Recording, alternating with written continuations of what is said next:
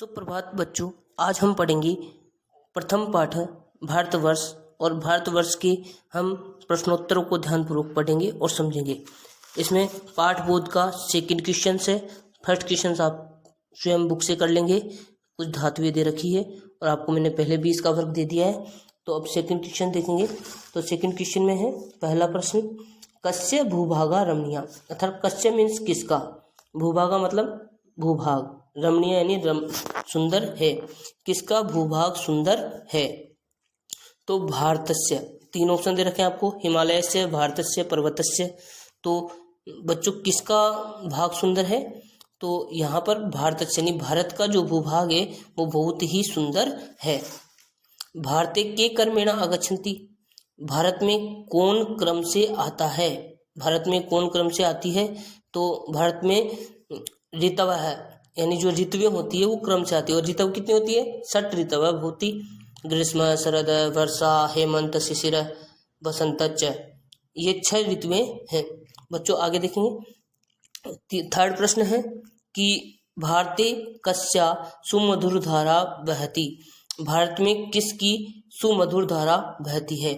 तो भारत में किसकी सुमधुर धारा बहती है, तो भारते है एकताया सुमधुर धारा बहती, यानी भारत में एकता की सुमधुर धारा बहती है। वयम भारते सर्वत्र किम पश्यामः, हम सब भारत में क्या देखते हैं। वयम यानी हम सब, भारत यानी भारत में, सर्वत्र यानी सभी जगह, किम यानी क्या, पश्याम यानी देखते हैं, हम सब भारत में सभी जगह क्या देखते हैं। तो विविधताम यानी अनेकता को देखते हैं। तीन ऑप्शन दे रखे हैं, एकताम, विविधताम, समानताम। तो इसमें आ जाएगा उत्तर विविधताम, अर्थात अनेकता को हम सब जगह देखते हैं। भारतीय संस्कृति कस्मिन् निहिता, भारतीय संस्कृति किसमें निहित है। तो भारतीय संस्कृति संस्कृते निहिता, भारतीय संस्कृति संस्कृत में निहित है। भारतीय संस्कृति किसमें निहित है, संस्कृत में ही निहित है। तो उत्तर में क्या आ जाएगा, संस्कृते, क्योंकि भारतीय जो संस्कृति है वो संस्कृत में ही निहित है। सुप्रभात बच्चों, आज हम पढ़ेंगे प्रथम पाठ भारतवर्ष और भारतवर्ष के हम प्रश्नोत्तरों को ध्यानपूर्वक पढ़ेंगे और समझेंगे। इसमें पाठ बोध का सेकंड क्वेश्चन है। फर्स्ट क्वेश्चन आप स्वयं बुक से कर लेंगे। कुछ धातुएं दे रखी है और आपको मैंने पहले भी इसका वर्ग दे दिया है। तो प्रश्न 3, पूर्ण वाक्य न उत्तरत, पूर्ण वाक्य में उत्तर दो। पहला प्रश्न है, भारते कति ऋतव क्रमेण आगच्छन्ति, भारत में कति मीन्स कितनी, ऋतव यानी ऋतुएं, क्रमेण यानी क्रम से, आगच्छन्ति यानी आती है। क्रमेण में तृतीय विभक्ति एक वचन है। क्रमेण में कौन सी विभक्ति है, तृतीय विभक्ति का एक वचन। तो भारत में कितनी ऋतुएं क्रमेण क्रम से आती है। नामानी लिखत, नाम लिखो, उनके नाम लिखने हैं। तो भारते षड् ऋतवः क्रमेण आगच्छन्ति, भारत में 6 ऋतुएं क्रम से आती है। भारत में 6 ऋतुएं क्रम से आती है। तो भारते षड् ऋतवः क्रमेण आगच्छन्ति, कौन कौन सी है 6 ऋतुएं देखेंगे ध्यान से।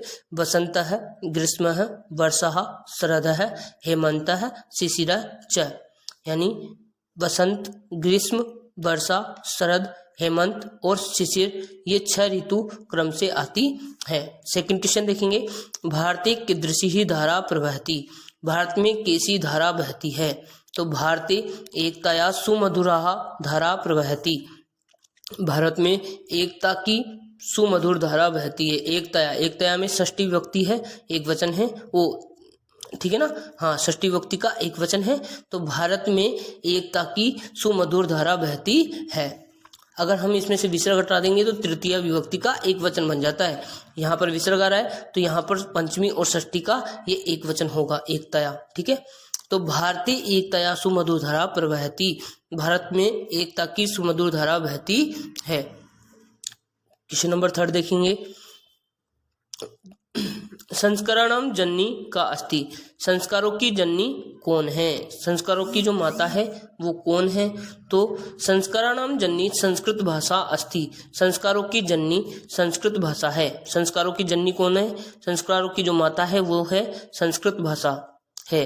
भारतीय संस्कृत कस्मिन् निहिता अस्ति, भारतीय संस्कृति किसमें निहित है। तो भारतीय संस्कृति संस्कृते निहिता अस्ति, भारतीय संस्कृति संस्कृत में निहित है।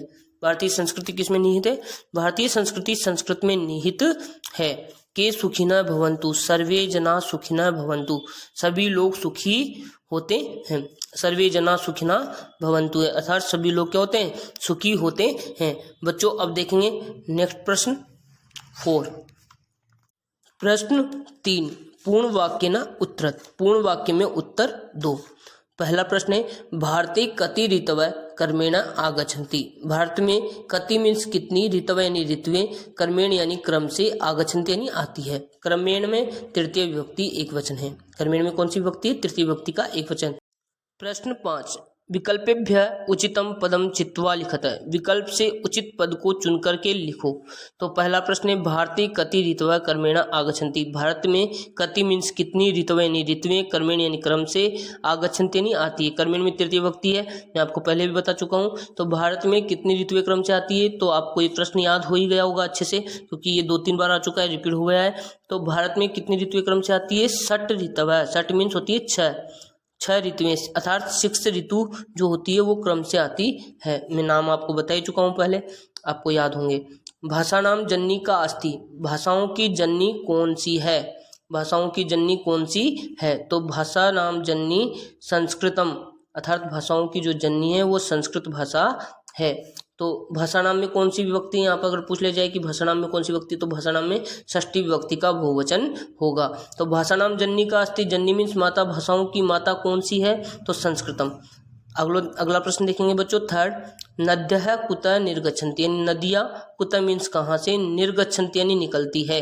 नदियाँ कहाँ से निकलती है, आकाशात, सागरात, पर्वतेभ्य। 3 ऑप्शन दे रखे हैं, तो पर्वतों से निकलती है। कहाँ से निकलती है, पर्वतों से, तो पर्वतेभ्य। और पर्वतेभ्य में चतुर्थी और पंचमी का बहुवचन होगा है, ठीक है।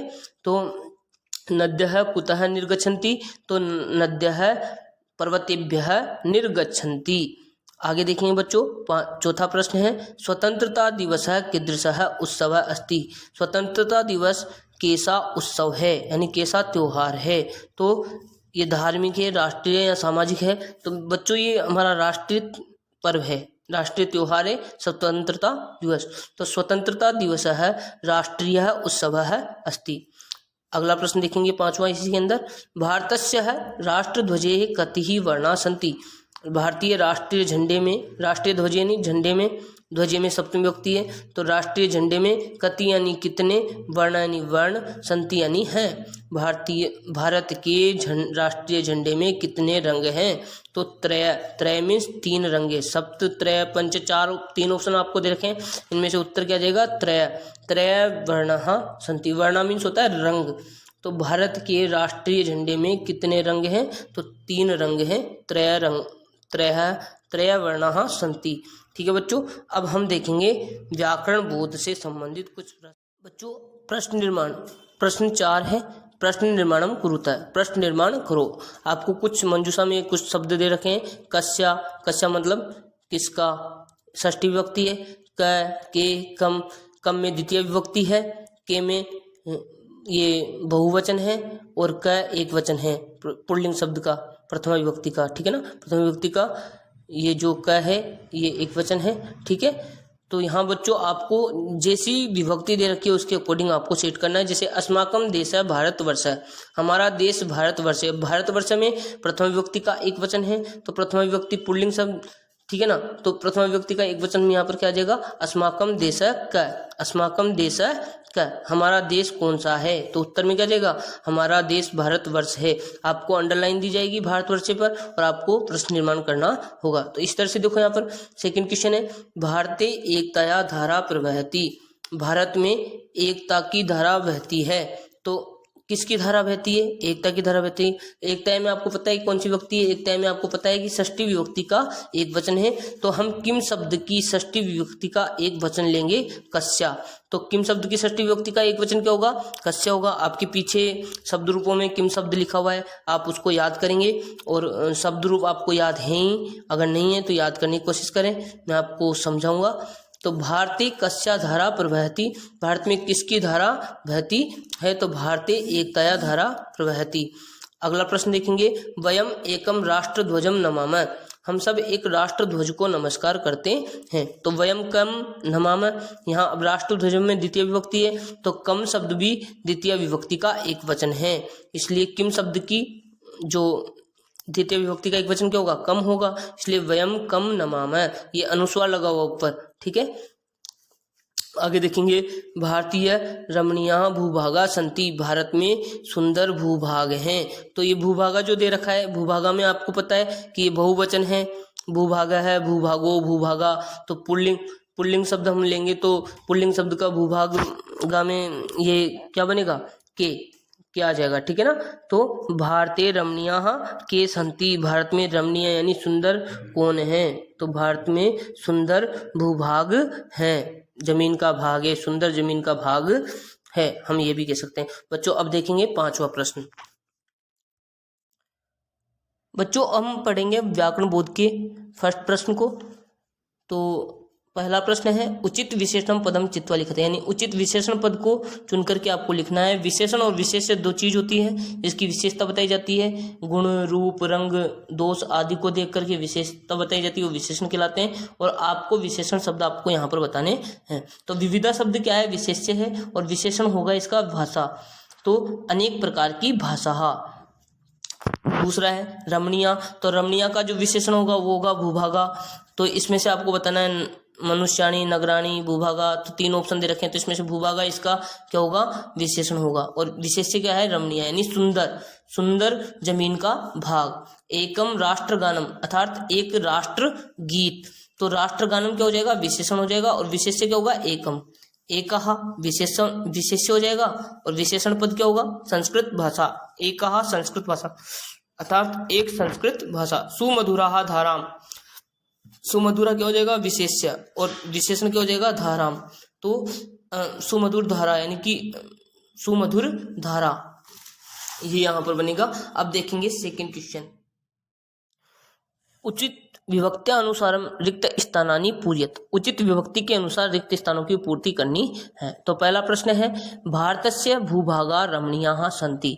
तो बच्चों आपको भूभाग शब्द में प्रथमा विभक्ति बहुवचन बताना है। तो भूभाग की पंचमी प्रथमा विभक्ति बहुवचन कैसे चलेगा, भूभाग है, भूभागो, भूभागा। तो यहाँ पर बहुवचन में क्या जाएगा, भूभागा विसर्ग वाला, तो यहाँ पर उत्तर में आ रहा है भूभागा, ठीक है। तो भारतस्य भूभागा रमणीया सन्ति, भारत का भूभाग यानी जमीन का भाग बहुत ही सुंदर है। दूसरा प्रश्न देखेंगे, वयम एकम राष्ट्र ध्वजम नमामः, हम सब एक राष्ट्र ध्वज को नमस्कार करते हैं। तो बेटे यहाँ पर हमने राष्ट्र ध्वज में द्वितीय विभक्ति का एक वचन क्या लिया, द्वितीय विभक्ति का एक वचन होगा राष्ट्र ध्वजम, राष्ट्र ध्वजो, राष्ट्र ध्वजा। तो इसका ठीक है ना, ये आपको शब्द रूप याद करने होंगे तब जाकर आप कर पाओगे। इस तरह से भारत देशे सर्वे ऋतवः आगच्छन्ति, खाली स्थान दे रखा है, इसमें क्रम शब्द में तृतीय विभक्ति का एक वचन बताना था। तो क्रम शब्द की तृतीय विभक्ति का एक वचन कैसे होगा, जैसे रामेण रामाभ्याम रामी तृतीया, तो कर्मेण कर्माभ्याम कर्मी तृतीया, तो कर्मेण यहाँ पर उत्तर आ जाएगा। भारत देशस्य सर्वे ऋतवः कर्मेण आगच्छन्ति, अर्थात भारत देश में सभी ऋतुएं क्रम से आती है।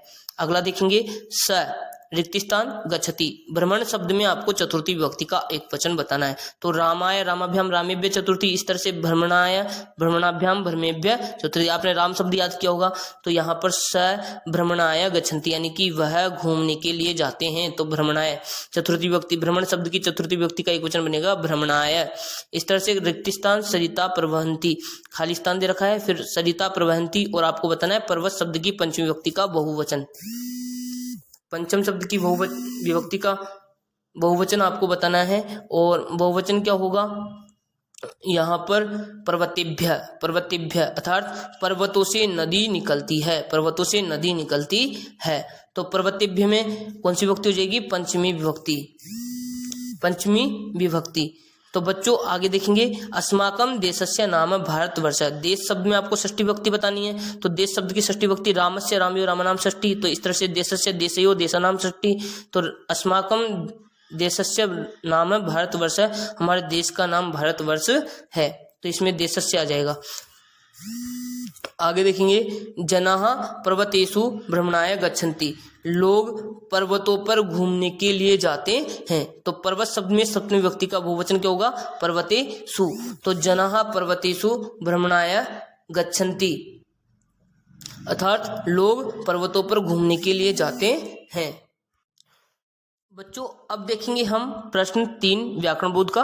मंजूषा आता है समानार्थक पदानी चित्वा लिखता है। मंजूषा से समानार्थक यानी पर्यायवाची शब्दों को चुन करके लिखना है। कुछ शब्द आपको दे रखे हैं, निरामया आहार है, भूभाग है, गिरि, नद्य, संपूर्ण। निरामय यानी निरोगी, आहार यानी होता है भोजन, भूभाग यानी जमीन का भाग, गिरि यानी पर्वत, नद्य यानी नदियां, और संपूर्णम यानी संपूर्ण। पर्यायवाची किसे कहते हैं? एक ही शब्द के दूसरे नाम होना, यानी अनेक शब्द होना।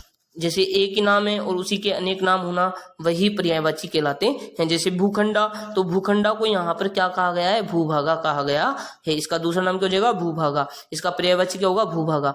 तो सरिता, सरिता का पर्यायवाची क्या होगा? नद्य है। भोजनम, भोजनम का पर्यायवाची आहार है, आहार को भी भोजन कहते हैं। पर्वत, पर्वत को का जो पर्यायवाची होगा गिरिहि, पर्वत का पर्यायवाची क्या होगा? गिरिहि। इस तरह से समग्रम, समग्रम का पर्यायवाची हो जाएगा संपूर्णम।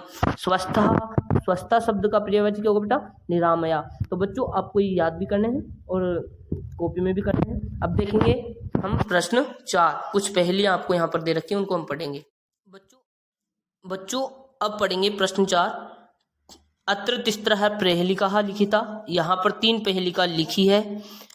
क अहम, कौन हूं मैं, ऐसा जान करके रेखा चित्र रंगों को भर करके नाम लिखने, यानी कि आपको यहाँ जो चित्र दे रखे हैं इनमें कलर भी भरना है और कलर भर करके आपको नाम लिखना है। इस पहेली का क्या मतलब है वो आपको बताना है। कसाय वर्ण त्यागम शौर्यम श्वेत शांतिम च कीर्तिम हरित कथयति समृद्धिम च चक्रम प्रगतिम अविरामम। अर्थात कसाय वर्ण है, अर्थात केसरिया रंग है, किसका? त्याग और शौर्य का प्रतीक है। केसरिया रंग किसका प्रतीक है? त्याग और शौर्य का प्रतीक है।